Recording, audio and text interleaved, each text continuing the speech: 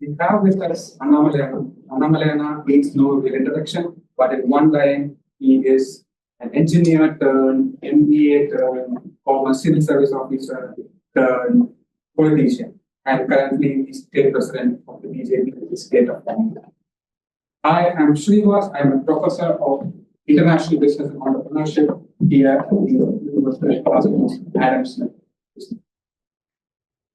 It's wonderful to see a good mix of students, faculty, and the local Indian community join us for this event live, and many more of us joining us online over Zoom. Welcome all to the University of Glasgow. Anna, wonderful to host you at the University of Glasgow. It's been about 2 months that you've been in the UK. How's the journey been for 2 months? Professor, thank you so much for having me in the University of Glasgow. Important institution, 600 odd years, and you walk around, you see all the great people, and in fact, we are sitting in an institution that is named after the great Adam Smith, and it was revolutionized the way people look at economics. So, very grateful that I've come here. I'm also grateful to you and all the students and professors who turn up. And I've come to UK for the last 2 months, pursuing a fellowship in the University of Oxford. It's a very Google program for leadership excellence. So, it's been a good journey. It's an opportunity for you to stay in a country, look at their culture very closely, travel, growth, and meet people. So I've learned so much. Especially UK as a country, Scotland, Ireland, northern part of the Ireland, Wales, England. So very, very different, very subtle differences in terms of the cultural values, very subtle differences in terms of how people look at you and what you learn from them. So overall, it's a good journey for me. And Glasgow was something I could come last time. I came all the way to Edinburgh. Now I'm very happy that I'm able to keep Glasgow as well. Thank you. Wonderful to have done a check box on your travel list that way. And being a fireside chat, we are going to have this chat the same way as we were talking off stage, which is why I'm continuing to refer to him as Anna. I was born in the state of Tamil Nadu as well. And in that part of the world, we refer to an elder brother as Anna. And that's the reference to this. Right? So if you are not having the background to why I'm calling him that way, that's the background to why I'm referring to him that way. I think it's wonderful that you have this opportunity for about 2 months now to take a break from the day-to-day running of a political party and reflect on the journey in some way. In classes also, we get the students to do a project and do a self-reflection, diary of sorts. So in a way, you have sort of gone through that journey for about a couple of months. What's been your key reflection, both in terms of learnings you're going to take back to practice, as well as any insights that you have from the Indian experience for what we might implement, improve in the UK setting? UK, especially London, is the seat of world politics. You get an amalgamation of cultures, people from every single part of the world have come here and made their home. Staying here for a long time, it gives a very unique perspective into how humans think, and also the technology capital. You can understand what is happening probably 10, 20 years from now, where the world is going. So it is very good for me to sit in Oxford, also travel outside to see the patent filing that is happening, the kind of discussion that is happening in a classroom, and especially in the university city. One day you go to one school of sciences, you get to see 50 years from now, the kind of problems they are addressing. And you get into some very interesting lectures, you sit with great amazing professors like you, and some wonderful students who are at their DPhil, probably in the masters. And it's very good, very enjoyable to listen to all these people. That is number one learning for me, because normally when you're in a profession for a long time, and that in a very stressful profession, your mind shuts down. And you're not in a position to learn so much. So now it's like you're a child, you're like a student, you roam around everywhere and pick up what you want. And second is with respect to world politics, and especially we are looking at a country like UK, for all the great things that I've said about UK, but also the prime ministers have just got changed so many times, and a lot of churning happening in the political system. And the new government has come to power, probably first 100 days struggle and just getting a hold of what is happening. And every single issue is getting debated. Probably the tax rise, probably who will pay the insurance. So that is very good to see a democracy at work. In a big country, probably you might see democracy at work, but not very closely. But here, Or you go to a shop and there they talk about how some decision that is happening in the Whitehall in London that gets affected to a small Scottish business here.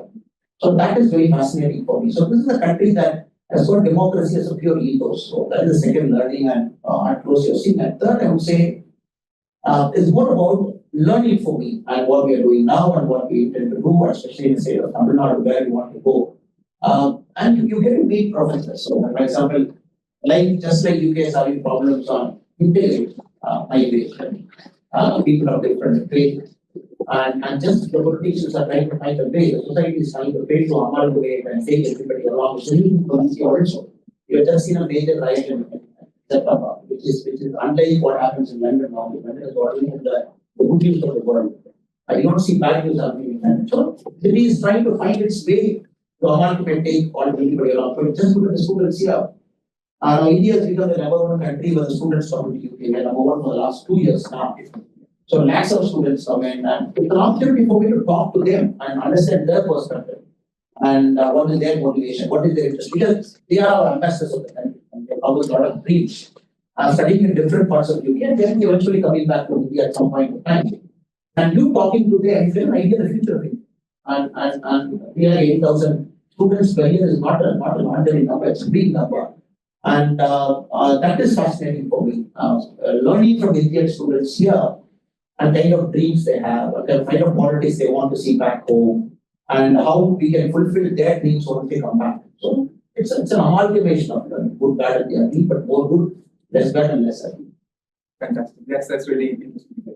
And we are sitting at a place which is sort of like the cradle where modern capitalism began with Adam Smith and Wealth of Nations. I mean, it's sort of so appropriate that you got gifted an Adam Smith Wealth of Nations book just 10 minutes ago.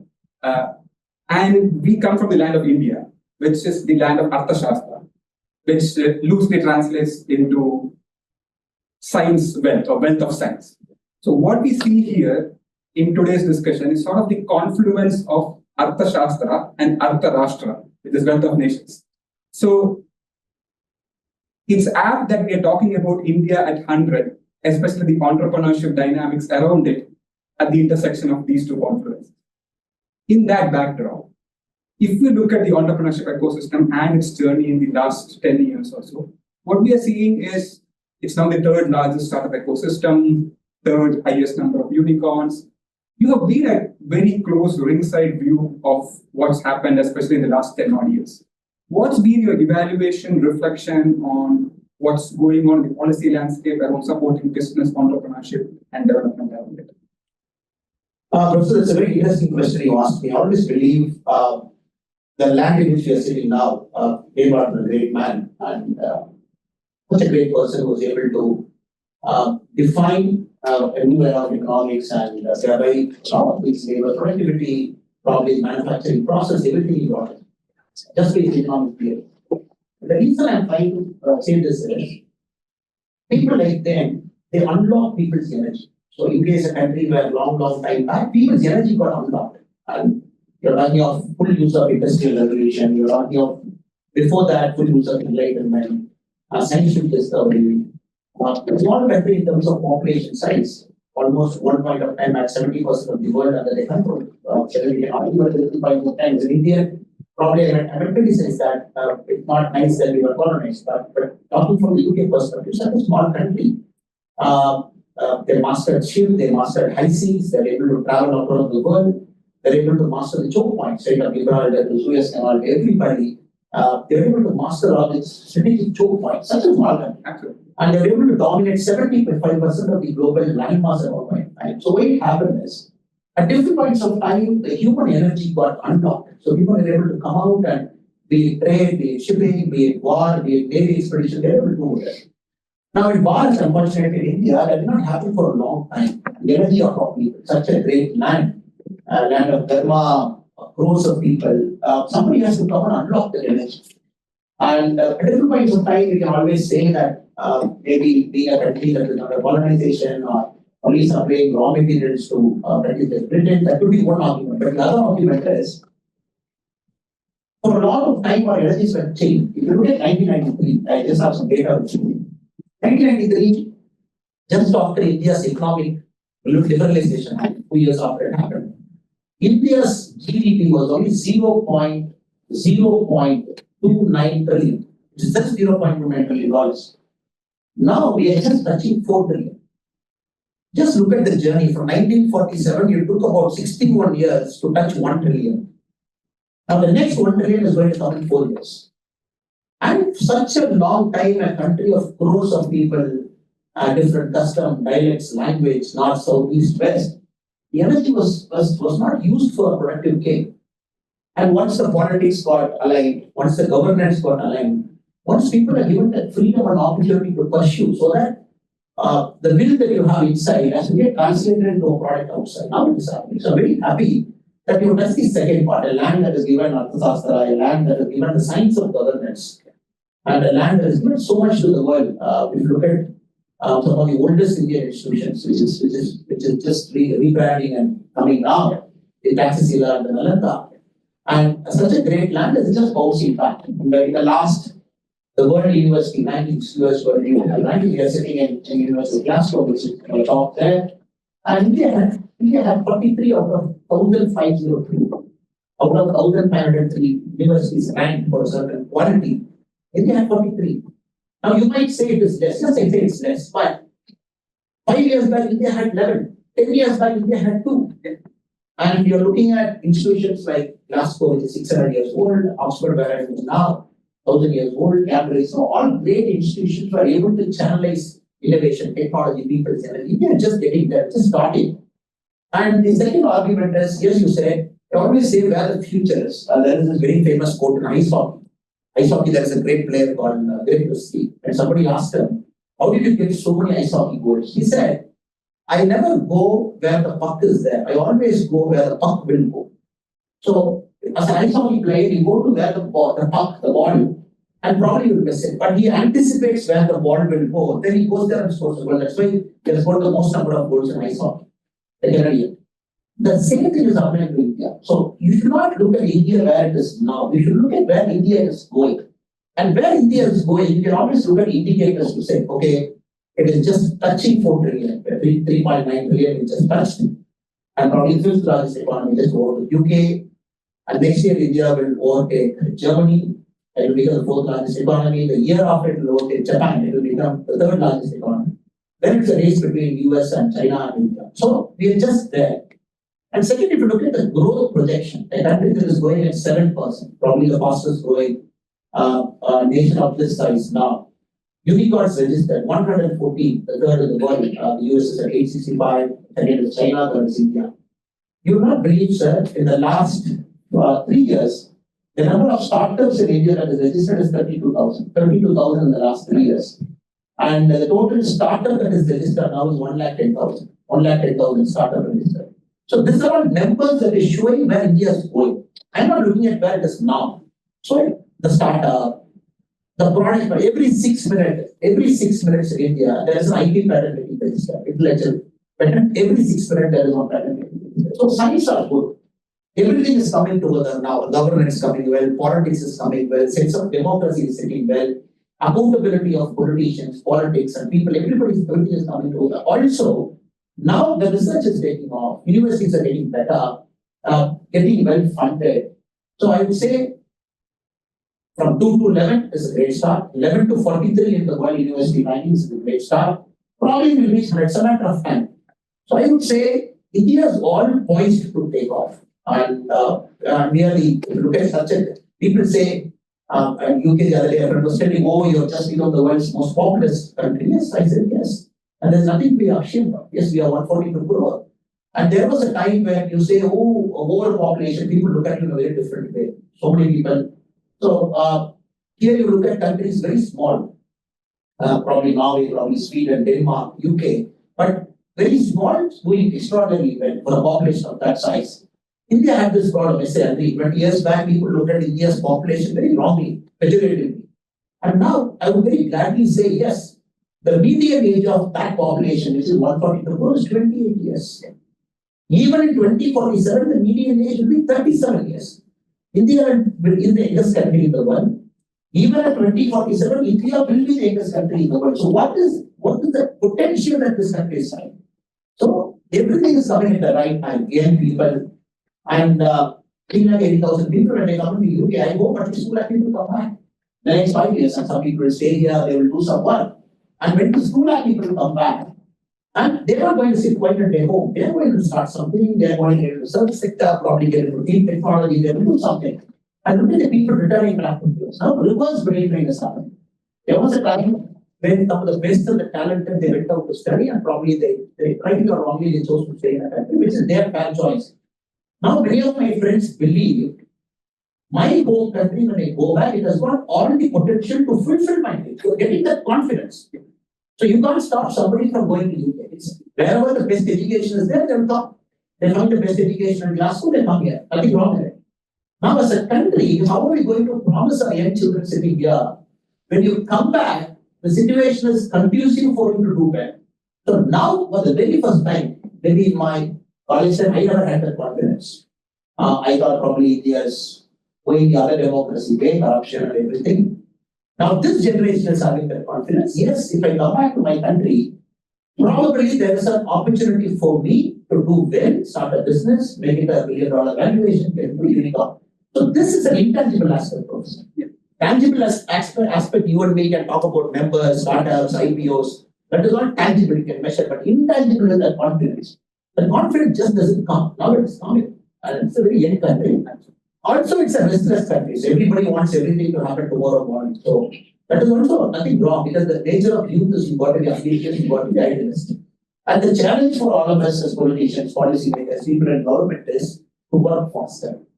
Now, people don't accept mediocrity now. The youngsters here sitting in this room and Indian youngsters back home, they are accepting mediocrity. They want the best thing, they want the best government standards, they want everything fast. And they want to wait for 2 weeks to register a company. They want to register a company 1 day like Singapore. Numbers have gone down. If you look at India, time taken to start a company, how many days it was. Now it has come down, but still our guys want, can I do it in 1 day? Can I do it in online?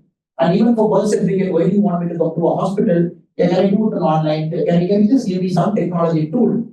Probably an e-government tool, so that I get it. So it's right. So in a way, this young population is pushing the government also to reform. So sorry for the long answer, but I wanted to touch upon the intangible aspect, the confidence that this guy shared. I'm very excited when all the young, my brothers and sisters who are sitting here, when they come back, I'm very excited for my country. So when they all come back, so much depth of talent, knowledge, exposure in the UK, see the world's best practices in Glasgow, Scotland, London, wherever they study. When they come back to our country, and they're going to be extremely smart. And that we are very excited. And like that's when we think about Viksit Bharat, like the title of this session is India at 100, and that's inspired by the recent book that Professor Krishnamurthy Subramanian, who is the Executive Director of International Monetary Fund and the former Chief Economic Advisor of the Government of India, has recently come out with. And in fact, his book really talks about these aspirations of India becoming a real economic powerhouse. 55 trillion, that $55 trillion is the estimate that he puts out in terms of how big the Indian economy will be in 2047, which is about 15 times what it was by last year's 3.5 trillion that you hinted. So yes, all the stand coming in is going to really fuel that ambition. And from a policy standpoint, how are you seeing the aspirations of this younger generation coming in, being reflected in terms of policies that are being currently conceived and envisioned for a Viksit Bharat? Because it's going to be your generation of politicians who are in the 80s kids, the 90s kids, generation of politicians are going to be at a key pole position when it comes to India at 100. So how do you see you simplifying policies leading up to that? So one thing you have to understand, when we spoke, sir, I mentioned about something called unlocking renewable energy. And such a big country, you can't have 50-60% of the population not having certain needs at their disposal, a house or a toilet, or probably a stable income. So you'll be very surprised. The last 10 years, in India and Bharat alone, 250 million people came out of multi-dimensional poverty. It's 25 crore. Yeah. So MBA is a very complex economic methodology of calculating, not necessarily the income that you do, It is measuring whether you have a toilet, you have a house, you have a bank account. So it measures the composite index of MDA and says, okay, 250 million, 25 crore, which is 3 times the population of UK, 4 times the population of UK. It came out of poverty in the last 10 years alone. So that is the building base. So this many people have to come up. And these countries are great because a guy born in the Midlands, probably the Highlands of Scotland, should have an equal opportunity to a guy who was born in London. That is what makes the Western democracy great. So the quality of school should be same everywhere. I go to a school in Scotland, the primary education should be equivalent, if not better, than probably an urban school. So that is why it doesn't matter where you are born, the country gives you equal opportunity to climb up the ladder. Now in India, of course, it's a problem. A guy who's born in a mountain area, a guy who's born in a certain community, region of our country, probably they don't have the same head start. So this, as a country, we are rectifying now. That India is rectifying because the human potential, wherever you want, the school should go. There is a rule, the primary school should be within 5 kilometers of the place you are born. And there are times when people have to walk. There are some elderly gentlemen sitting here, and they will say, no, I walk 10 kilometers to my school. I walk 15 kilometers to my school. My grandparents walked it. But this generation, you are trying to bring a primary school within 5 kilometers of their place of birth. A primary health center within 5. So the primary focus is on unlocking the human potential. Bring everything. Use technology to solve a social problem. Get the last mile problem corrected. Take roads. So this is one year disadvantage. So I can give you numbers at this point of time. The houses that is spent is 11 crore and 18 crore. Farmers, they get for like an insurance of certain money every year. These are all numbers they can give. So that is one side. The second side is creating infra. Technology cannot just evolve on its own. And a person who's flying in should have a good airport to fly. And you should have an ease of travel, immigration, just come out. You should have a good road to travel. The air pollution should be less. You should go do a business and get into the flight and go to the next city. Probably you should have a bullet train or a fast train or a Vande Bharat that is connected between two cities. That is the second part we are coming. That is building infra to use the human potential to grow. The first is unlocking the human potential. You create everything so that all 142 crore people's energy you use.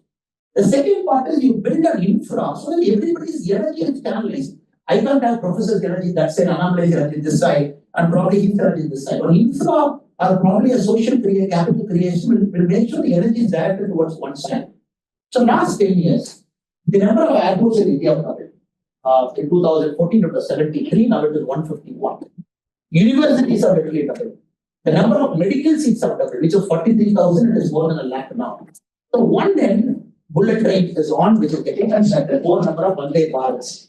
And every major city is getting metro trains, including Chennai has just got the metro train to extension. So what is happening, Professor, is very interesting. This urban infra is becoming so big everywhere. You are seeing this mass coming in. So all of the now coming to the third issue. I believe create a social capital. Give everybody a tools. You should not discriminate anybody. Everybody should have it. And that is the government's primary job. The second, once you have it, or parallelly, you create the urban infra. Third, parallelly, now you create the ecosystem for it. Now, this is the third part we are coming. The third part is more about if they start a company without harassment, without bribe. Can they start a company in India? Yes, possibly. It's doable now. Is there a market for them? Yes. India is the biggest market in the world. And third, is there a transaction that is governed by laws of the country? If we have invented something, is there intellectual property protection? Yes. If there is a dispute, can they go to the court and get resolved? Yes. If there is a dispute, can they go to the labor commission? Yes. And the third one is very important. America is great because in America there is a sense of fair balance.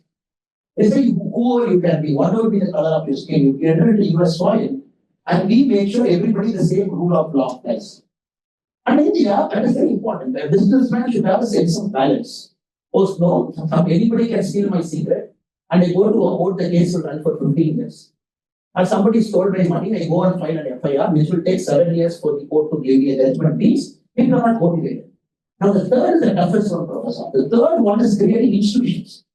Because it is erasing 70, 80 years of bad memory. And any of us, you ask anybody in this room, would they happily walk into an Indian police station? 90% will say no. And if you ask anybody here, will they happily get into an Indian public service center and come out? They'll say no. Now, this is a collective failure for the last 78 years. That is getting erased now. I'm very sure with a lot of confidence, the informal chief economic advisor to the Honorable Prime Minister this very clearly mentions $55 trillion is possible from the current 3.9 trillion. And to do that, you have to understand it's a leap of faith. This is the second interesting part I want to come. Because anybody sitting here, a simple mathematical person will know, India has to grow 12.5% from now till 2047 every year to achieve 55 trillion. No country in the human history has achieved it till now. China hasn't achieved it. Even the great Roman Empire did not achieve. No country in the world has grown 20 to 23 years, 12.5% every year to meet this target. But I think in India it is possible. If you ask me, it is possible because I told you this. The first 1 trillion took 61 years. The second 1 trillion took 7 years. The third 1 trillion took 3.5 years. The next 1 trillion is going to be 4 years. Because what happens once the base you are able to set it, then the growth is getting amplified and exponential. So I personally believe 28 years is the median age of population so young. Institutional structures are getting created, meaning the rule of law is there. And more importantly, there's a sense of development. For the last 8 years, India had one prime minister, UK had 6 prime ministers. I'm just giving you something to think about because there's a stability of government. So there's one prime minister, one party, there's a stable democracy, and there's a party of majority government is there. So you can predict the policy. What Modi will be can predict. What Modi has said in 2014, the same thing is saying in 2024. Growth, growth, and growth. In 2040, some big shit part. He said in 2014, there's no change. In 2024, he's saying the same thing. So there's a stability. So we have seen 6 prime ministers over the last 10 years. Now, all this I'm very confident will push India into that growth trajectory. And to do that, a lot of hard work is required. Now we are coming to the tough part. How to do that? Now, a lot of innovation, a lot of patent filing. And in this case, I will come back, artificial intelligence, AGI, neuroscience, biotechnology, lot of things. Having said it, still great countries are great. US, I was reading the top 50, you take the artificial intelligence companies in the world, 32 are based only in San Francisco. So 32 of the top 50 world fastest growing AI, 32 are in San Francisco. US has got 41 in total.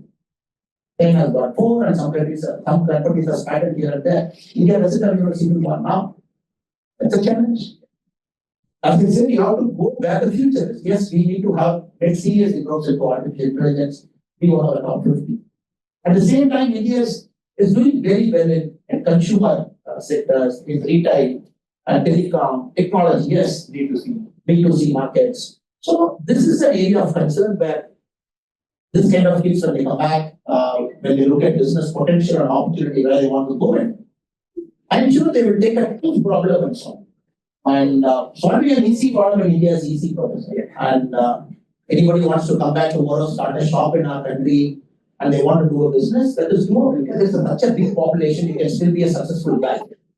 But I hope and pray that people sitting inside this room, they will come to our country in 2 years after they finish their graduation course here and come back and say, okay, let me take a tough one. Give 20 years of my life to you. I will not worry what is going to happen to me tomorrow, day after, next month, next year. No. 20 years I've been my life. Then one is to create a companies like Alphabet, you create companies like Tesla. Company has to be crazy enough to take a crazy idea and say, I'm going to take you to Mars, I'm going to give you a automated car, I'm going to give you that. So I am more worried about these youngsters coming and not doing incremental things. They are going to talk about exponential things. So that is needed for the 55 million concepts. And in fact, one of the insights that we've got from our own research, where we look at entrepreneurial trends across different countries, is within India, there is about 80% of the people who saying that they have the skills to start a business. About 80% also saying that they have the confidence and they feel there are good opportunities to start. But what is really holding people back is about 60% also saying that they fear about failure. So it's the sort of stigma attached to the fear of failure, which is sort of holding people back. A similar trend we are seeing also with regard to gender, where we are seeing that while India has made a big leap of change in terms of the number of female to male entrepreneurs. So in 2001, it was about 1:3. I think for every female entrepreneur, there were 3 male entrepreneurs. But last year's data, we see that it is just a 4% gap now between male and female entrepreneurs. But again, the striking point over there is this is early stage startup activity, but then when it comes to growth, ambition, scale, there's still quite a wide gap between women entrepreneurs and male entrepreneurs. So even you lead things like Be the Leaders Foundation and even the work that you've done on the grassroots through your Yatra, what's been your reflections particularly on confidence building for women and leadership development within girls and women? Professor, a lot of interesting things are happening back home with respect to empowering our women. Our mothers and sisters are always empowered because it's a country that respects women the most, and unlike other countries, and India is a country that has a long history, not necessarily post-independence. Even if you look back at the last 1,000 years, women were the center of economic culture. So unfortunately, in the last 100 years or so, it has changed a bit. It is no more. Now, what has happened? The labor productivity, if you look, like you said, more male are in the labor force, less females are in the labor force, for a variety of reasons. And I don't think it is the right forum for you to get into that reasons now. As governments, as people working in social sectors, are looking to address those gaps and make sure our mothers and sisters get an opportunity to do fantastically well. Because only when they do well, you reach that 50 battalion. That's right. So that is very important. That. Yeah, now I'll try and explain, Professor, in my mind, what do I think we are doing now and what we are doing. Any time in India, probably 2026 or any time. So our mothers and sisters, they are going to sit in governance. This is very important. So on the member of parliament, 73% is going to be women. The bill is passed, it will become an act. The census has to happen. And before 2020, next election of India, next Lok Sabha election of India, we'll have 33% reservation for women. So you will see 33% sitting as MPs, policy makers, everybody. The 33% of legislative assembly will be. We have to do multiple things. One sector you do, political sector they have to be empowered, that is number one. Political sector they have to have certain positions of influence because their voices have to be inside the parliament very, very vociferous. Inside the legislative assembly, not India has done, and probably when it happens, India will have more number of MPs and MLAs than any country. Every country can talk about, no country has given 33% at the highest table. You're looking at Lok Sabha MP, which is the topmost, the political process in our country. 33% are mothers and sisters, number one. So then the whole game is going to change. You'll have more ministers, you'll have everything. This is going to be 33% plus. Nobody talking about 33% plus. The second, what is happening everywhere is the laws are getting changed now. Pre-2014, a student who's in India, if she wants to be a combat role in the Indian army, she never had a chance. Now the law is amended for the very first time in our country, post-independence, from 2014, a woman can be in a combat role. A woman can be a fighter fighter.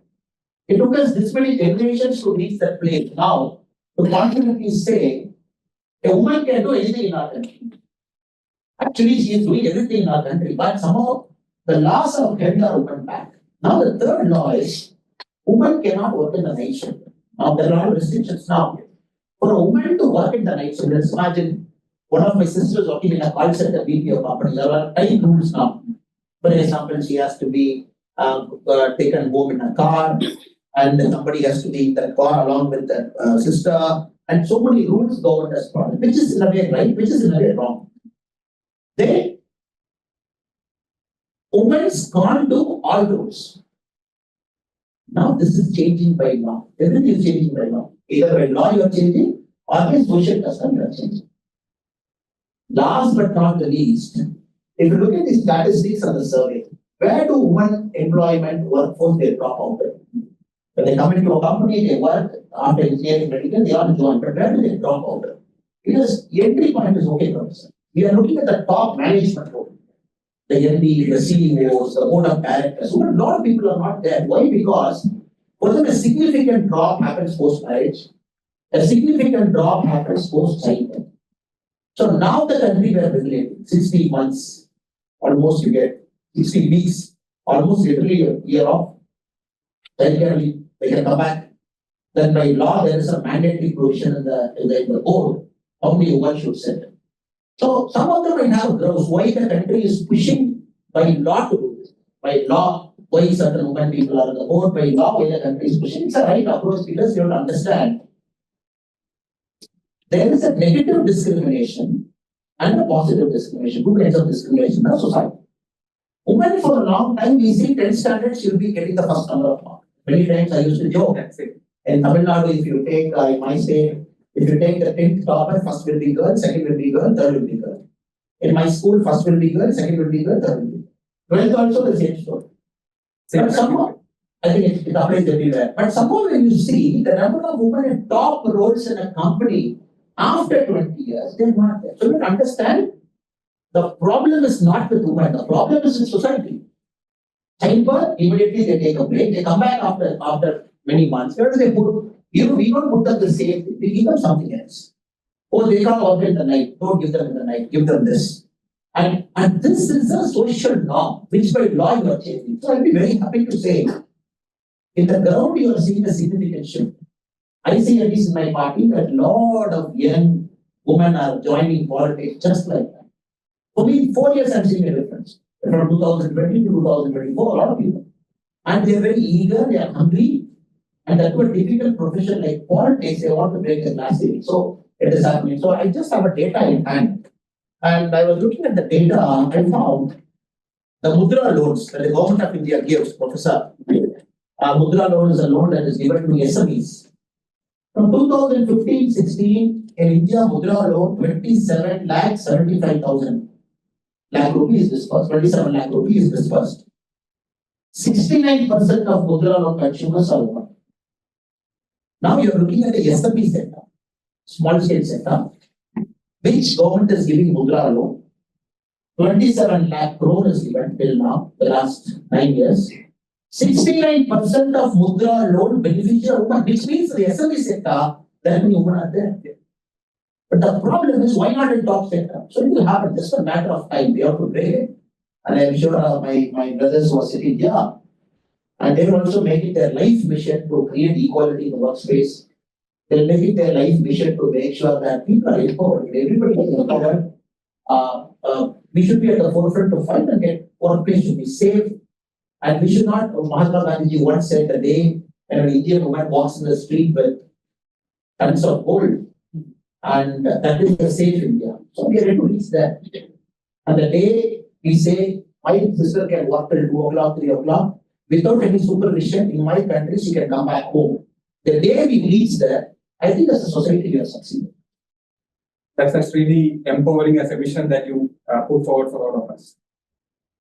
One of the other insights that you could have seen from data is from the DPIIT Government of India data is what you said earlier, is the 120,000 odd startups that have started in the last 10 years. But if you also look at the same report, it's seen that they're concentrated in 5 main states. And if you go deeper, you will see it's few cities within those 5 states. And as part of your Makkal Yatra, you have kind of crisscrossed the entire state of Tamil Nadu, literally going to nook and corner of the state, right? So what insight do you have from the ground reality of what we can do when it comes to democratizing entrepreneurship, bringing it to the tier 2, tier 3 rural towns of India? Professor, I would say this is a global problem, not only an Indian problem. This year I was going through the World Innovation Index report, and they ranked India 39th in the world, and the first was Switzerland, US were third, and all small countries, Finland, Denmark, Norway, all in top 10. I was trying to understand what is special in those countries. Why do they are in the top 10 and why India for 81 in 2014, we are playing to 39 now. When I found US very surprisingly, 20 cities power in US all the innovation. San Francisco, Boston, Seattle, 20 cities. They power everything. Switzerland, which is world number one in innovation, 2 cities power, which is Basel and Zurich. Again in Sweden, 2 cities power. In UK, 4 cities power. In the same report, India, they mentioned 4 cities which is powering India's innovation. One is Delhi, Mumbai, Chennai, and Bangalore, 4 cities.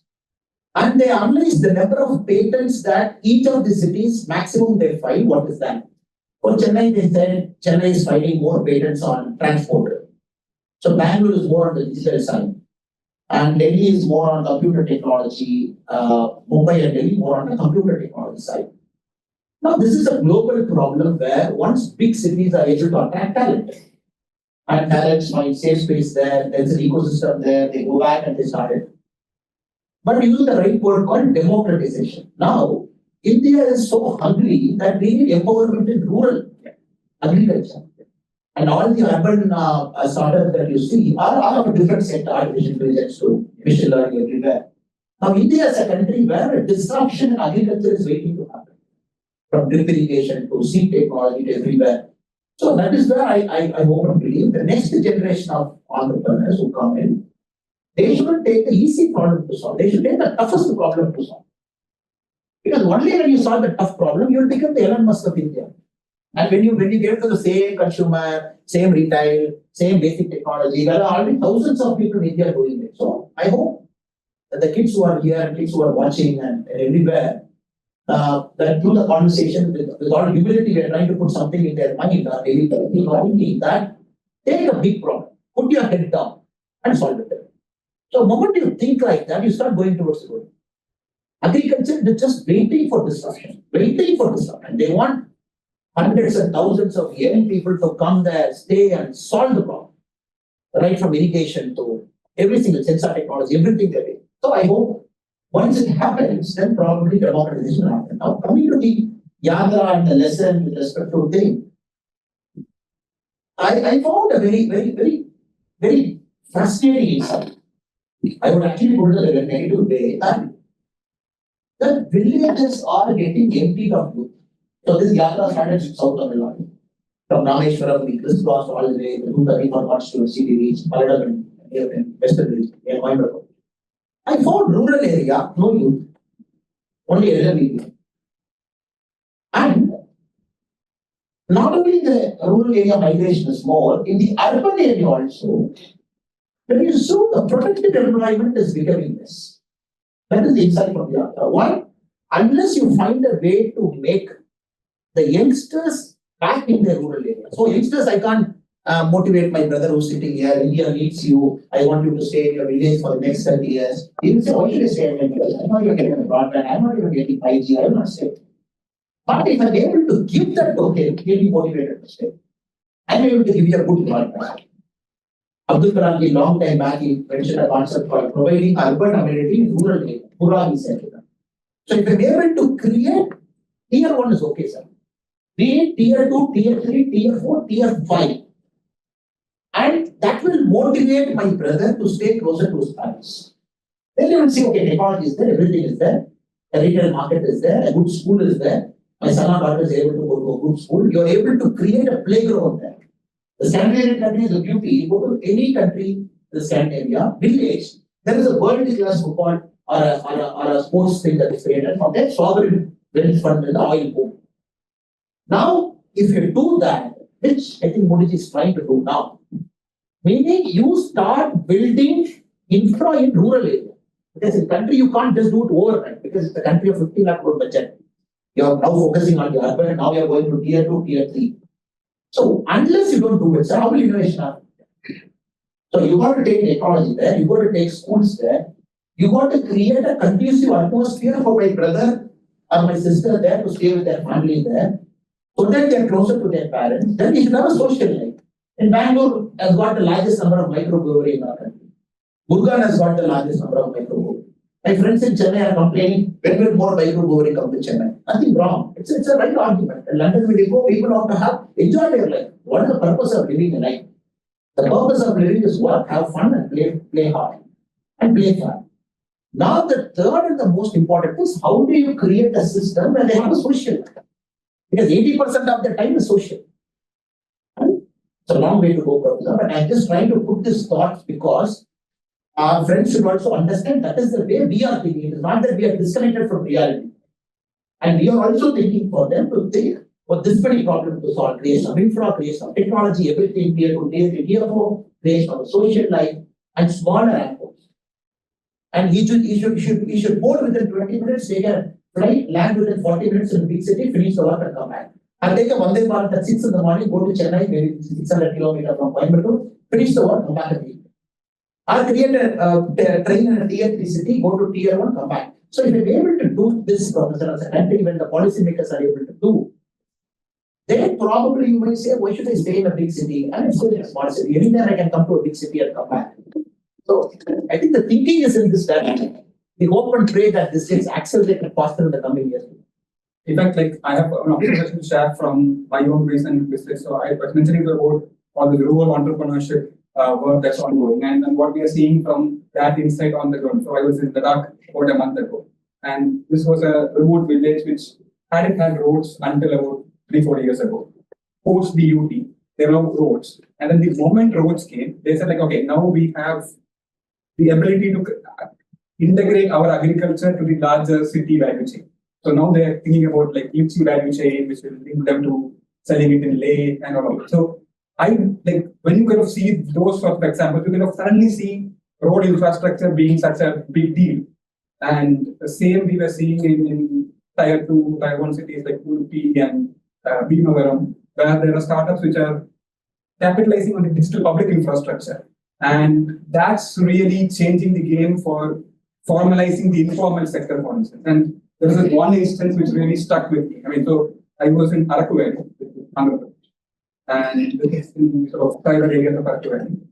And on the roadside on an evening, I was just stopping by to get a cup of coffee. It was not Starbucks. It was just 4 poles of bamboo and the sheet on top. And she gave me a tea out of the cup. Had the tea, and my natural intention was like go to my wallet to pay like 10 rupees. And then she showed me like a QR code. And I'm like, that tells you like 3-4 things, right? First, it's the fact that this lady in a rural remote community trusts digital payments. And if she has to have trusted digital payments, it means that she has to have had a bank account with her. And if she has to have had the bank account, she also needs to have had some of identity. And all these 3 things don't come just out of the blue in these settings. Right? So what India Stack and digital public infrastructure is doing in rural, in really connecting rural to the urban or rural to the world in some instances, is I think a real game changer in what we are seeing in rural areas. Professor, absolutely right. And it is very fascinating for us to see in real hand that we are seeing it's a very fascinating process. Not educated, probably first generation, doing a small business roadside, could be a tea vendor, like you said, somebody selling a bhaji. And nowadays, nobody taking rupee notes. Because for them, taking rupee note, putting it in the box and taking it somewhere, I trust everything, just put a QR code, UPI, do it and go. Now, it gives you that confidence. India is ready to leapfrog multiple generations of technology. And for many countries to reach there, they go incremental. Let me go like this. India has taken a tough decision to say, I'm leapfrogging this, I'm going there. And that is actually creating out. And more importantly, Professor, again, like you pointed out, once the roads come, the basic things happen, the development just follows. There is this ITC, ITC company, you know. And Madhya Pradesh and other parts where they purchase wheat from farmers. So they do tractor showrooms to a village because you can buy tractor there instead of coming to a city. Each offer is the departmental store. They look into a tier 3, tier 4 city to say, don't come to a city to buy shop. Something you can do here. Brands will come here. So there is a great potential for a country, and this is a disruption of what we did. Many people are doing it now. Innovation is happening, and for everything to happen, Professor, like I said, the intangible of confidence. And last but not the least, Professor, again, the experts were sitting here who eagerly come to listen to our discussion. They understand. First year, you might not get anything. Second year, you might not get anything. 5 years, you might not get anything. And that is what the confidence is. You have to still stay there because this entrepreneurship and innovation ecosystem is not an easy ecosystem. And they are willing to stay there, willing to spread, give their blood. Then they will start exponentially. Because it's a tough market. All said and done, it's a tough market with a lot of competition. So I hope and pray more than anything, they have patience. Along with confidence, they have patience. They put their head down, first year, second year, third year, they struggle, they enjoying that struggle and coming out. And again, one more thing I want to add is ethics. And this is something which in business we don't talk much. And ethics is more like one chapter or something. And somehow I see some great Indian companies also failing because of ethics. That as an Indian, I feel slightly not okay. Some of our good startups which we are seeing now, but somewhere mishandling of money, investors' money, swindling, and that is not a great thing. So I would only urge my young friends here that ethics combined with humility, combined with patience, that is going to be a killer. And when they come in, the new generation of entrepreneurs here, and we have to create a culture that is transparent. It's very important in our country, what the Western democracies have. And we create a culture that is not only transparent, it is inclusive of everybody. That takes into account somebody who is differently able, that takes into account somebody who will not have a leg up in life. And as well, you said very interesting things. A friend of mine runs this foundation, Nandi Foundation, Arakku, which manufactures the Arakku coffee. And we had a fascinating conversation. And he said, look, Nandi Foundation, after we went in, one Mr. Manoj, the CEO of the foundation, he said, our first goal we felt is to empower the tribal community. So we don't want to purchase coffee from them, give them 10 rupee and take it and just sell it for 100 rupee and put a packet money in our packet. He said, this is a very ethical company. He said, we will create a farmers collective. Millions of Arakku tribal families will be a farmers collective. We will take coffee from you. The profits will be shared. So what Arakku has done, it has lifted millions of people out of poverty in Arakku. Not only that, using this, they solve social problem. They will not have health, they solve the health problem, education problem. So I hope and pray that my friends, youngsters, when they come in, they bring ethics as an important component to the table. Their ethics should be number one. Yes, technology is number one. Their talent is number one. Skill is number one. But they should think ethics is also number one. How am I fair to everybody? Taking everybody along with me. Non-discriminating approach. And these are things I've learned in my 2 months stay here in UK, sir. These are things I'm taking back home. That how many companies here are very open and very transparent. And how they try to take everybody's energy for the organization's growth. I hope India is also adapting to it, and very soon, not only do we brilliant, but also we will. And on the point of transparency, in fact, why I was in Arakku was to look at the blockchain ecosystem being developed in agriculture. And that, in fact, has a fundamental tenet around transparency attached to it, right? So once the farmer till the end consumer knows exactly what's happening over the transactions, naturally there's transparency, and naturally the farmer getting more value for the produce that they are making. And the closely linked point to that is there's also work and discussion around, if you look at farmers, they're quite a big carbon sequestrators as well, right? So if you build such blockchain transparency mechanisms, and if you clearly map out what the land area of the crop is, now it's possible for you to then look at carbon market options for the farm if they're sequestering carbon, and that again adds to the farmer income. And just a segue from that, and looking at more of the Indic wisdom side of it, right? So given what you said about ethics, part of it comes from Indic wisdom about dharmic life and Purusharthas and all of it. And in recent discussions, we've also been talking to cultural entrepreneurs who are, let's say, building immersive spaces around heritage spaces or building board games around heritage. And one insight that I've been grasping from these discussions is from a consumer standpoint and to an extent society at large, there is a certain degree of effort to a larger extent that they are having to put in with regard to decolonizing the mindset. So what's your insight on what could we do in terms of that trend so that there is a more seamless way of how we mend or mold the tradition and the modern and contemporize the tradition for the modern? Okay, that's a very complicated question to answer, sir. Now, I would say the colonial mindset, right or wrong, has traveled for a long time, meaning that we have insecurity, that you're not confident enough, that probably can you do a way of thinking in terms of education model, more emphasis on learning and less emphasis on critical thinking. And probably the feeling that we are not great. And somewhere our history has started only in the 1900 or probably 1850. And Angus Madison, the economist from Cambridge in UK, he mentioned in 1700, if you look at the world GDP, 23% of world GDP was contributed by India. So now we are contributing 3.3%. So we are contributing 2.3% 10 years back.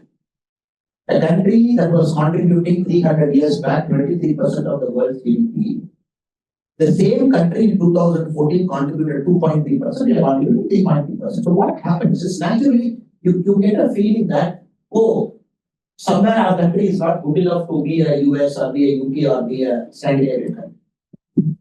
Now you have to understand that this country for a long time was used as a supplier of raw materials for the great powers of the world. And I'm very happy in UK and US. One good thing I like about the sense of history is they're very transparent about who they are. And transatlantic trade helped the US to grow. And Indian raw materials helped the UK to grow. And they are very transparent about it, which I like it when you have a conversation. But we should not harm on. That's past, that's gone. And I don't want any experts to sit in Glasgow and say, we did not grow because colonization. No, that is all done and dusted. That is all thrown to the dustbin. Now we can't come back and ask anything. So last week there was an interesting discussion. Last week, the chapter itself was, the topic of discussion was, should India ask for reparation from UK? And he was very famous, who gave a very wonderful lecture in the Oxford Union debate. Then I had the opportunity to intervene. I said, look, actually we don't want reparation. Okay. This is, as a citizen, my point of view, maybe everybody's point of view. Because I said, seeking reparation means that asking from a position of weakness. I believe I'm weak, I'm low, I'm somewhere there. When we have just overtaken US, the world's fifth largest economy, and when we have 28 years in the average in population, 1.2 crore people, and we believe we want to cross this because the mindset has to change. We only want a simple soil. That's enough for us. For the Bengal is the way to happen. When some unfortunate things that happen at different points of time. When people are dying in Bengal, the resources are diverted to World War II, but not to the people of Bengal. We just want a simple sorry, an acknowledgement that we should have done better. That is enough. And somebody said, okay, what about the diamond that the Queen of England can we get the diamond? I said, I'm not going to get that. That is for the two countries to decide, but UK is kind enough to give us a lot of artifacts. From Glasgow, last year, 7 artifacts came back to our country from Oxford. One beautiful artifact is going to Kanchipuram from Oxford Ashmolean Museum. It's going anytime, it's going that even design. So I just hope and pray that some of the important cultural artifacts of our country that were stolen, and people say when you go to Robert Clave's museum here, 10,000 stolen pieces are there. I'm not even getting into that. So there is a way for country to retrieve your sense of heritage back. So that as a sense of Indian, you know, oh, this is my heritage, this is 2,000 years old, this is 5,000 years old, I am happy about it. But in terms of money, I want this generation, I hope and pray this generation is confident enough to say that we don't want any reparation in terms of money, in terms of bringing back our artifact. So in the mindset, it has to change. Second, yes, knowledge-wise, when 380,000 people come to UK to study, it is because in the world, US ranking, the first is MIT, second is Imperial College of London, then you have the University of Oxford, University of Cambridge, University of Glasgow, St. Andrews University, all top universities are there. So they have built knowledge over time. And you can't blame that. They are repositories of knowledge. Now I look forward to a day when we have IITs and all the universities, Madras University, Delhi University, Jagakon University, Patna University, all universities we will equip ourselves maybe in 10, 20 years from now. I hope and pray that my English friends will come back to India at some point of time to learn about many things that we can. We can offer extraordinary things right now on cultural management, diversity management, and there is no ego in learning, sir. When England has got good things, let us come and learn with all humility. There's nothing wrong. There's no egocentric thing to say, how will India to come? Yes, you teach me that what you have. At the same time, I will also empower enough myself to teach you something that you don't have. So I look forward to a day probably in their generation. Just when 380,000 people in a flight, they land every year. A couple of lakh will also land back in our country, roam around, see. I think that is what they should do. We should get out of this colonial thing of saying that you took this from. It just happened. So you are not responsible, I am not responsible. The current English gentlemen who are living here are not responsible. It is not political power they are responsible. So instead they should build things like that. The politicians, administrators, people sitting here, we should build our knowledge base, improve everything. That should be the positive mindset as my feeling always. Of course, artifacts have to come back. That is important because a country has to respect the other country's identity. And India is very clear, any artifact that is proven to be stolen, please give it back. For example, Glasgow, all 7 they given it back last year because India was able to prove all 7 are stolen. In the Ashmolean Museum, that artifact was proven to be stolen. And Oxford was kind enough, you understand, sir? Oxford paid millions of dollars in a Sotheby auction to get it. Oxford could have fought back. But instead, Oxford University was so graceful, and the British government was also so graceful to say, look, since it is proven that it was stolen, we are giving back it to you. We are not challenging because they got it from an auction. The person who stole it gave it to the auction. So we also have to appreciate the British government in many respects. That they have gone beyond their call of duty, not dispute. Because the problem in UK, sir, is there is this act called the Museum Act of 1963. The Museum Act of 1963 prevents any artifact in any museum to be taken to any country in the world. So now the Glasgow 7 and the Oxford 1, the British government has gone beyond the act in a goodwill measure to give it back to our country. So that we should be grateful. And many a time, it is also how you talk and get it back, not fighting. And we are not bullies. And India is a very, very, very powerful, rising power in the world. And we have never been to war with anybody. We never tried to conquer anybody. And this civilization itself is never a bully. We are never bullies. Our grandfathers are not bullies. And our great grandfathers are not bullies. We are not going to be bullies. And we also should speak very softly, nicely. And when you have to talk to certain governments and get it back, US has returned back 528 artifacts the last 10 years. 528 US has given back. The UK has given 7 plus 1. Australia has given about 15.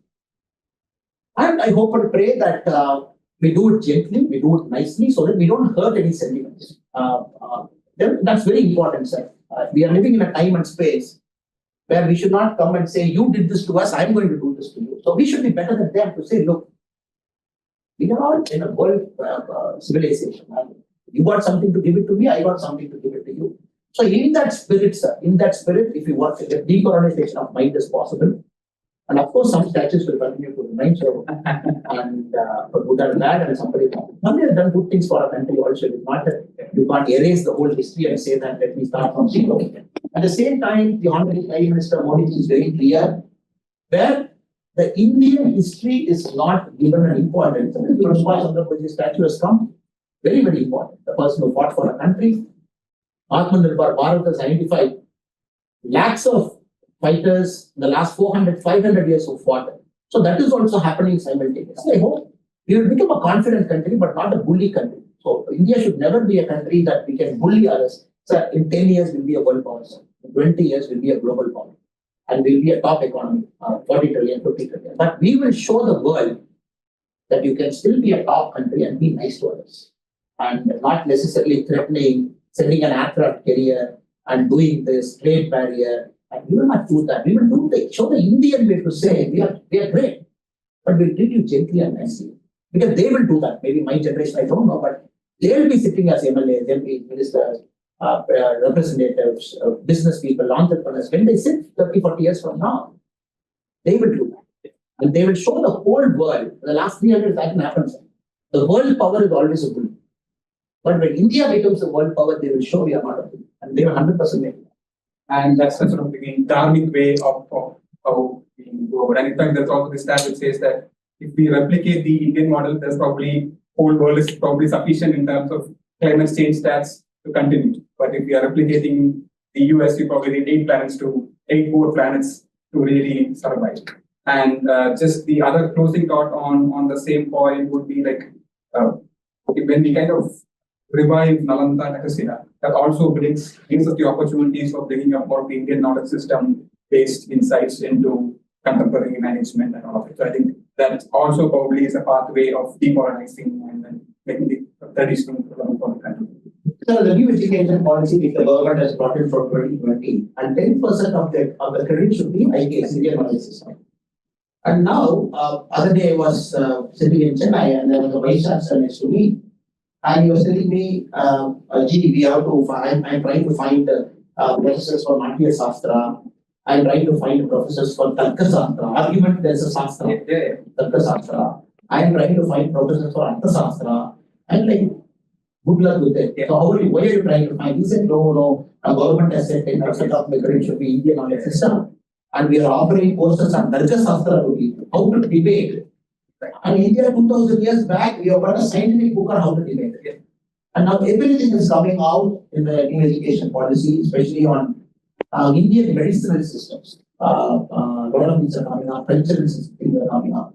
So when this all come up, the true Indian value from science to social science to humanities to arts, I think it will start coming out. And the problem with India is in our country is poor documentation. They are great at speaking, but they don't document. And other countries are extraordinarily great in documenting. The greatest thing about UK is how nicely they document.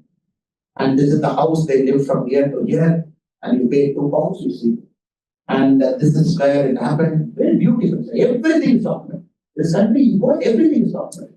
Our country, so many things we haven't documented. So it is important that we document, put it in paper.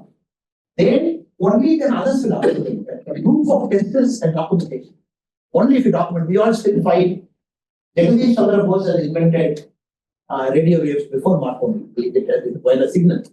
And that is an eternal debate for us. A lot of debates we still do. But since the great people, great scientists, fantastic, but everything comes down to documentation. Where did you document? Who spoke about it first? Which Western journal did it come first, or Eastern journal did it come first? So now that is an eternal problem for our country, that because our country we believe in word of speech and we don't believe in writing. Samvada, right? It kind of goes from Guru to Shishya. Like this. I speak to him, he speaks to him, I'm happy. Now, Western countries, which is rule of law, unless they see on a paper, they don't believe it. So there is two different class of value systems. For me, I give you 100 rupees, it is not necessarily you have to put it on a paper. I believe you, even your son will come and return to my son 100 rupees after. Because that's a belief system. So now the documentation is also essential. And in fact, there are, because you said about the Tarka Shastra and Natya Shastra, I was in fact talking to startups which are using Natya Shastra for negotiation, conflict management. Okay. Tarka Shastra being Jataka days, being used as a tool for teaching in national law schools around Tarka Shastra and things like that. And Artha Shastra and Bhagavad Gita, we have kind of seen a bit more of that being used in management. But I was really surprised that Tarka Shastra and Natya Shastra all taken up, sir. Everybody wants to all of that. And segue from that, so the first part of what we have kind of discussed so far is looking at the ecosystem, the development, and its future. And that was all targeted at the students just coming out of the university and in terms of what they can expect.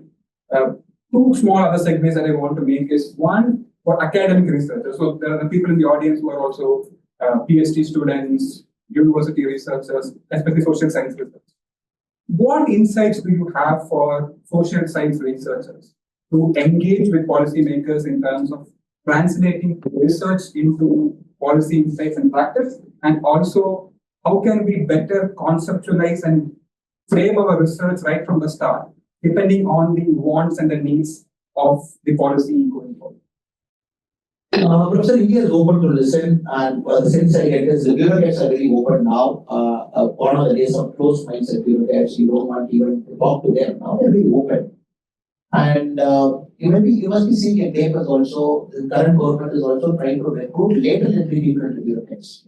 They want You want people, experts to come out and serve the government and go. So these are all good signs that tells us that outside opinion they are valued. Probably you are somebody in Glasgow doing a professorship or a student or a postdoc. You got something to say on social science. Now, of late, we are seeing that government is receptive to outside feedback. And second, Niti Aayog has done this extensive handholding with a lot of other agencies which is collaborating with government to solve social problems. But again, the problem I see is because of the nature of a federal democracy, and many times in India, you need somebody to give the introduction. That's a big problem. And that, how do we solve it? Yeah. I know you, you know me, I know him, you know him. Then somebody knows somebody, and they give you the first introduction, you go talk to them, and probably they give you the opportunity to work. So that is something that we as a country, we got to build a professionalism inside, where a simple email will do, where I judge you by your work, not by the connections that you bring to me. So that is also changing. It's all changing so much now.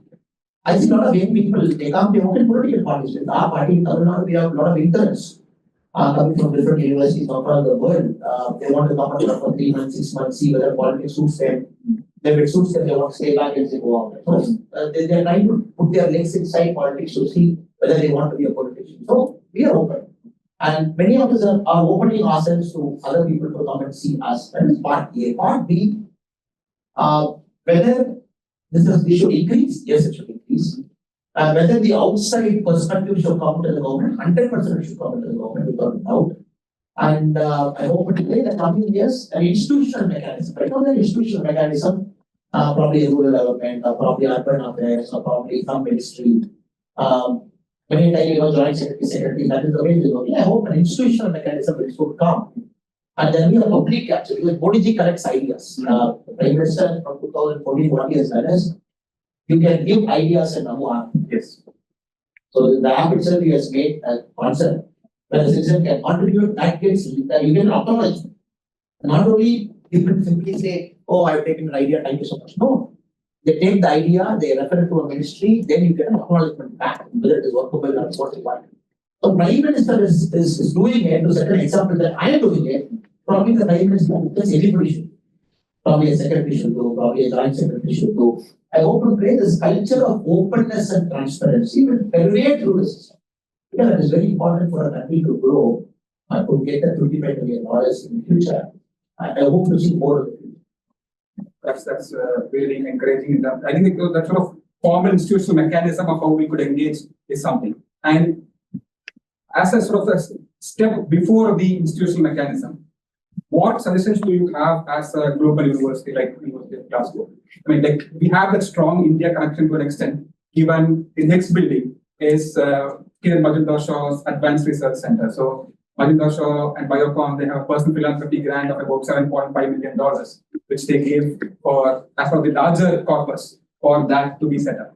So given there is such facilities which has the Indian connection to it to an extent, what would be your suggestion for mechanisms that you could have within the university in terms of building up a certain capacity or infrastructure in leading towards the institutional mechanism? So any suggestion that you have on that?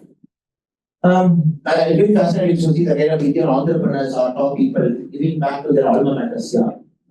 Here, Madhudar is here, and Somerville College. Just now, Ratan Tata, sir, reminds now, the great man, a huge commitment is being given to Oxford now. Then you see US many institutions going back. So, one, I would say, when this kind of great universities, I also believe they have a moral obligation. And 600 years, 700 years, they have a moral obligation to make sure that they try solving the global problem. And Oxford, I found it very interesting. They have something called Oxford Center for Sustainable Development Goals. It is SDG goals, United Nations. And they have a lab where they engage all the students in that lab. They try and solve problems in Africa, Middle Asia, probably South America. So it is purely voluntary mechanism. Students have to do it for their class, and no credits is given to them. It's purely experience. They travel to those countries during their summer break or mid break. They do that for back. So universities are doing it. I'm sure Glasgow will be doing it because it's a great university, but with India-centric, I would only say if probably you and a group of professors can start a center here that looks at India's current problem, engages the Indian students in Glasgow first into that center, probably they use all their brain through Glasgow University. Then this center ties up with the Indian government, where the children who come here from India, they bring a problem back with them. So when somebody is coming from a state, they have a problem, they see something here. Then they will think, okay, can I solve this problem because I see something here, or coming here. So, but how do these children, they connect to Indian government?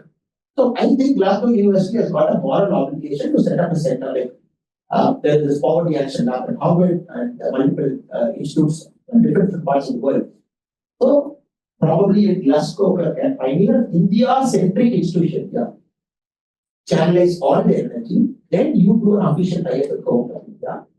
Then summer internship, let them come to India, go to Bihar, go to Orissa, come to Tamil Nadu, go to a village, solve a problem. Because there you teach more management than what our school of business management can do. Because this is important. You give a framework. But where do they do apply the framework? So the implementation will happen in the summer break. I think that is one off-the-cuff suggestion, random suggestion I'm in my head. Not sure whether how practical and feasible it is, but just somebody has to roll the ball. I mean, like that's a good action point for us to at least explore as a follow-up to the session. So thank you so much for seeding that thought within us. And just opening up to the audience who are here, which has a mix of diaspora and students. Questions that you might have for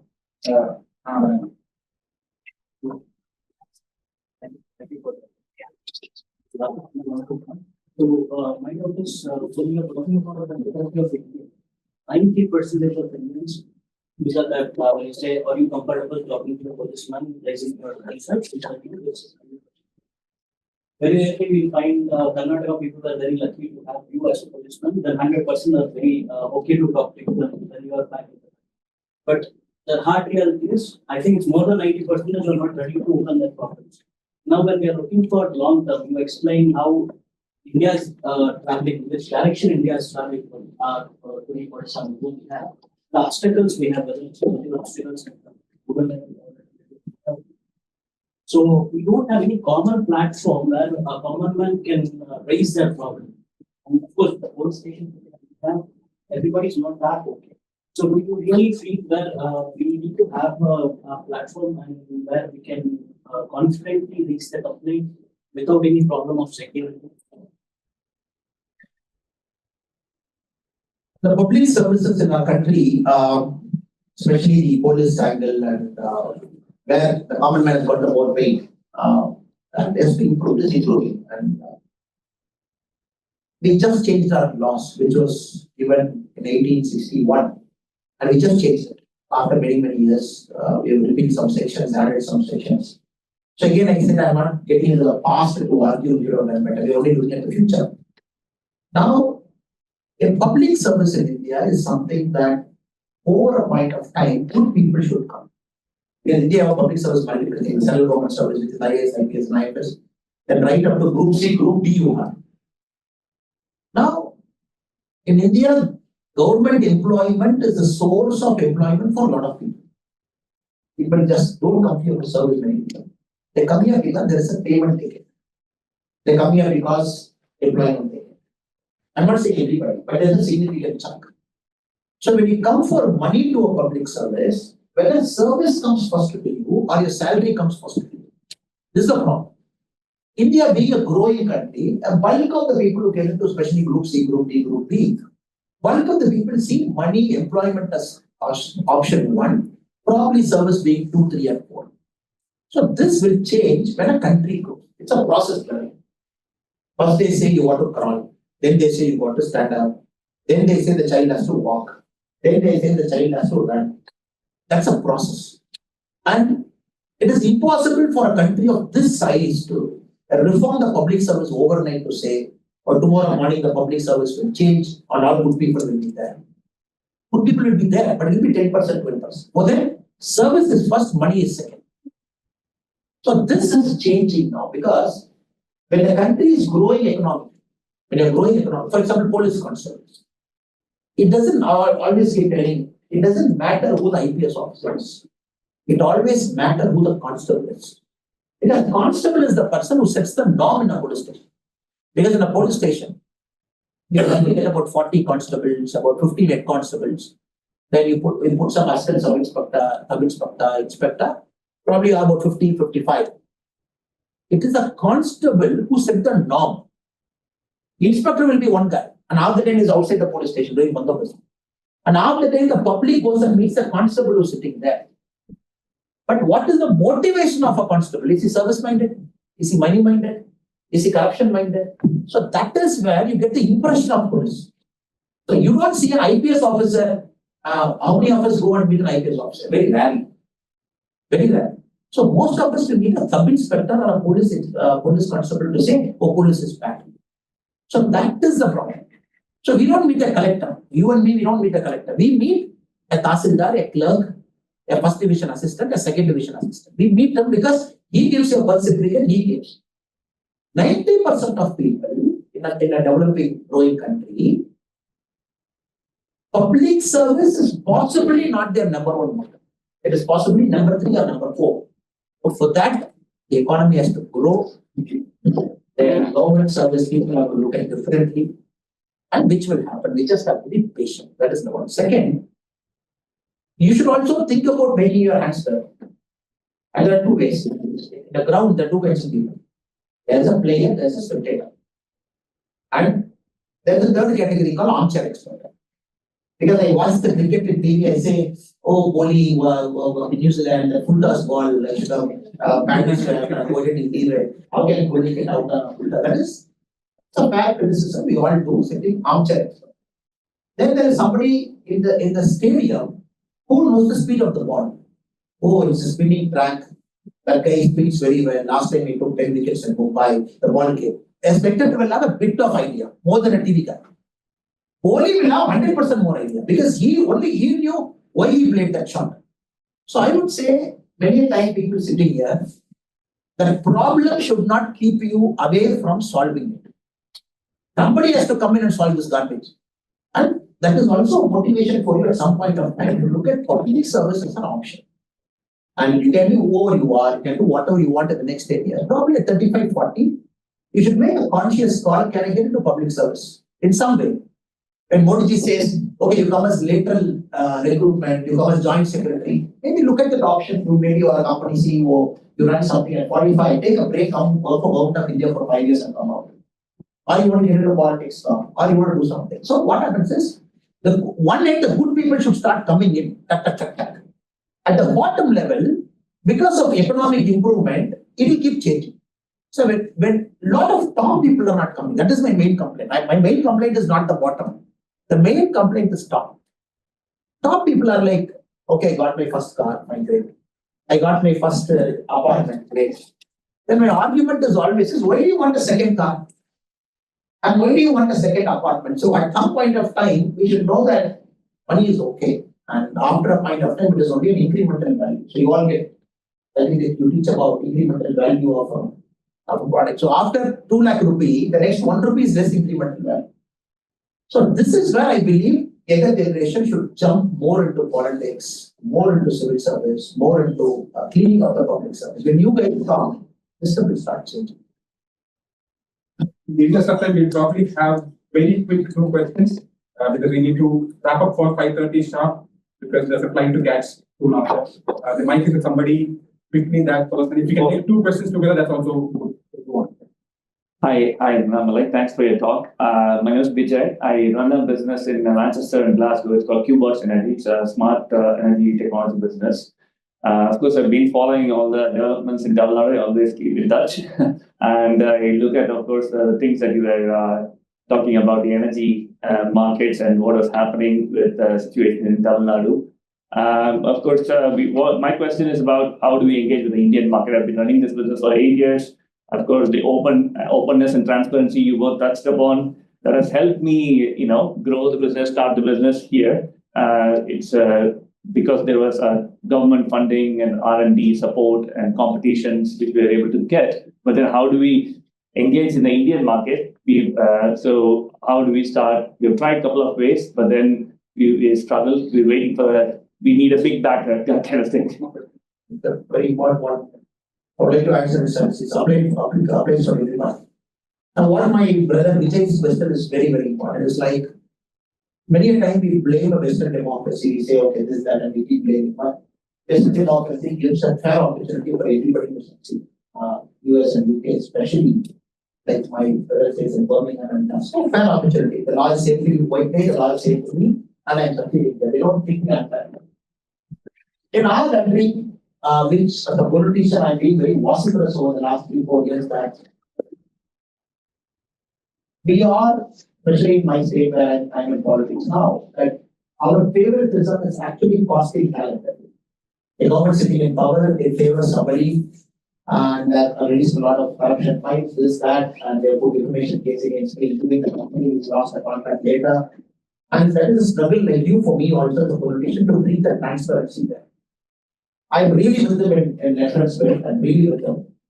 So right now, if you want to bid for an open tender in the energy market in a state of any state, let's say Tamil Nadu as an example, then is it a fair process that do I get an opportunity? If you ask me, I would say right now, no, there's no fair process. And if you go to the appeals process, is it fair? Probably I might tell you it's not fair.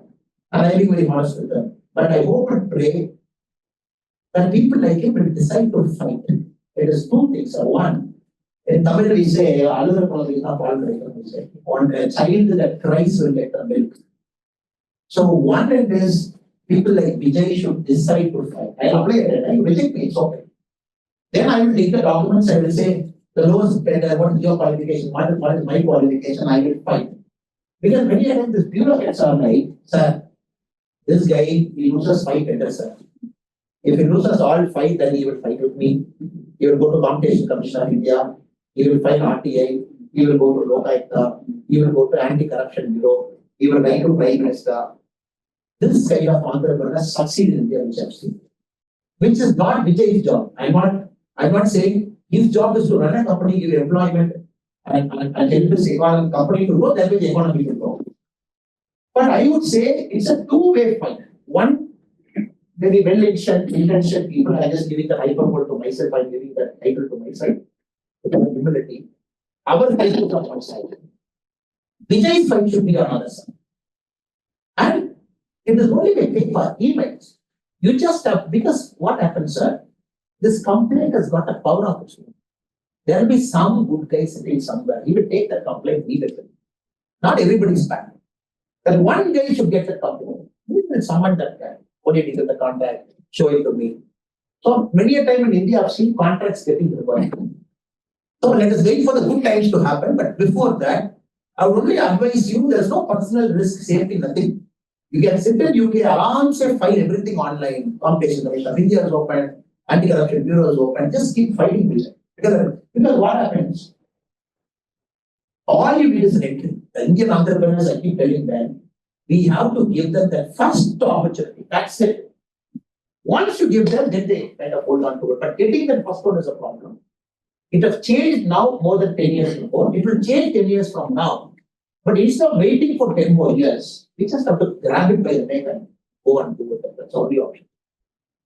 That's really good answer. Like the stats says that like India is now, from our own report, if you look at India is now second best place in terms of starting and it is improving, sir. But I want Vijay to come now. He can be $1 billion entrepreneur in about 10 years. Question here. Thank you very much. Very fascinating talk. Talk about the ethics and ethical wealth creation is very important component. We have a historic legacy where the wealth creation has been labeled in an improper way. Things are changing, but the perception, which is a very important thing in the world scenario, is not changing about India. What are the things we as people living here, especially as ambassadors of India, what can we do to change that perception? Is there a role in universities, role in the embassies or consulates? Just to end there, before we leave the opportunity, I've heard about it, but I'm hearing and listening and seeing with my own eyes. The future of India is secure with leaders like you. I'm looking at a potential future Chief Minister or Prime Minister of India. There was very top, very well-meaning Oxford professor was in our class, top guy in the field and fantastic person. And when somebody was talking about the COVID application that we had, you take a vaccine and the certificates down, and when somebody was talking about digital stack, the professor said, sorry, I don't.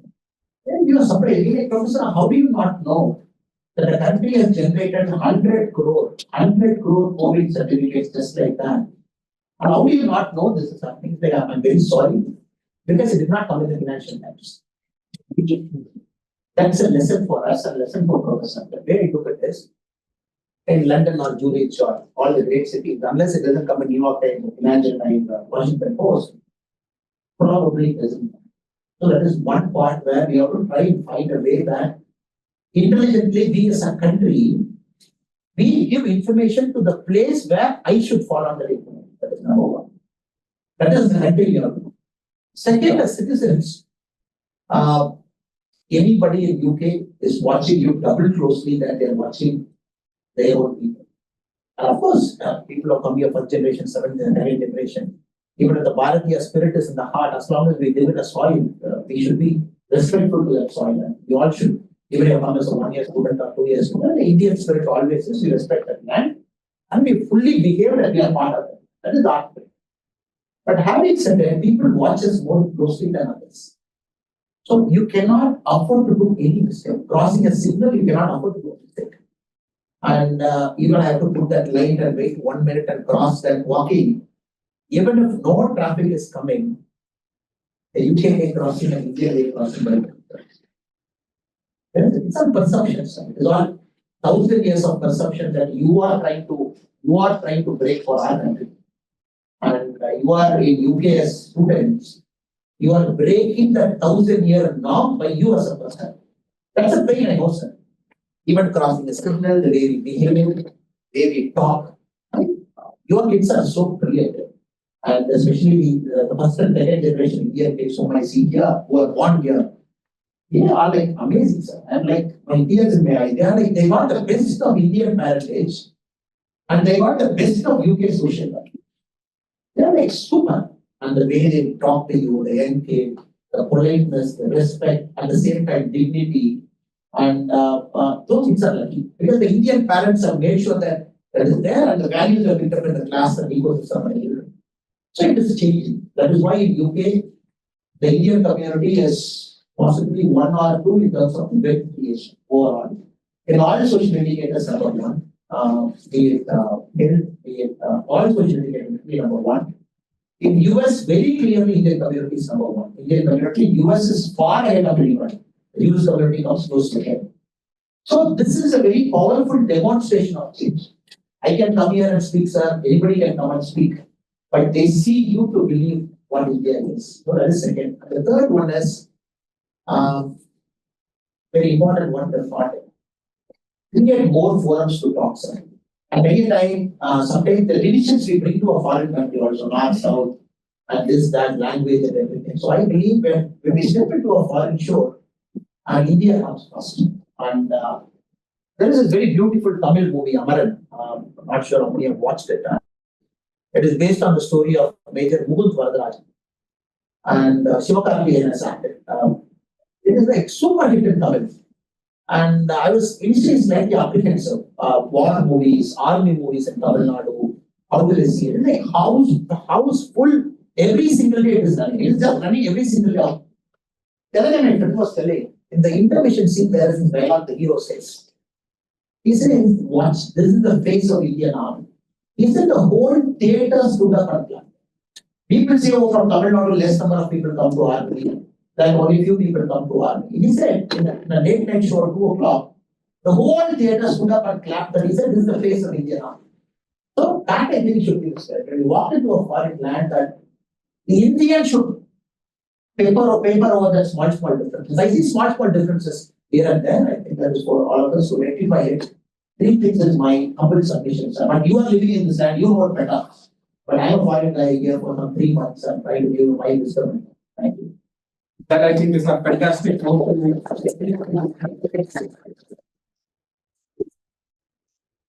In fact, the purpose of us putting together this is one of the third point that you had, right? Like having these forums are mechanisms by which we can bring the thought of what's happening in India and sort of global. So thank you so much, Amma, for making this visit to us.